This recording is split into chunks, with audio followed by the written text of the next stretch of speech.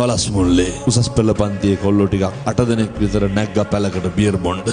ඔව් පන්ති කට් කරලා යනවනේ තැන් තැන් වල. ඔය ගල්පොත් එහෙම යනව නේද මේ? නෑ යනවා.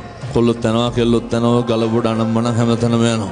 ගිහිල්ලා පැලෙන් බහිනකොට අන්තිමට හිටපු කොල්ලා වැටුණා. අපි පොඩි හාරෝ කෙනෙක්ගේ මල්ලිගෙන සුසුම්නාව කැඩුණා. දැන් ඉනින් පල්ලෙහා පන නැහැ. පහුගිය දවස්වල ගෙදර යනකොට රෝද පුටු ඉන්නවා මුත්‍රා පැකට් එක ගහගෙන බටේ ගහගෙන. තාත්තා කියනවා අර හිටපු කොල්ලෝ සේරම බැඳලා රස්සා කරනවා ළමයි ඉන්නවලු.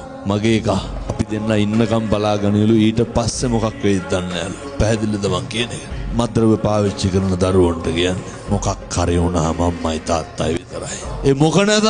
මොකක් හරි වුණාම අපි විඳවන්න ඕන. අපි දුක් විඳින්න ඕන. ඒ නිසා සත්පුරුෂ දරුවනේ ආදරණීය තරුණ මහත්තුරුන්ට කියන්නේ ඔය විෂම මද්ද්‍රව්‍ය වලින් සම්පූර්ණ මිදෙන්න. කරනවා නම් නවත්තන්න. ජීවිතය හොඳට හදාගන්න. දලදා හාමුදුරුවන්ගේ පිහිටෙන් තරුණයන්ගේ සිත් වලින් මද්ද්‍රව්‍ය වලට ආසාව දුරු වේවා සාදු කියලා පතන්න.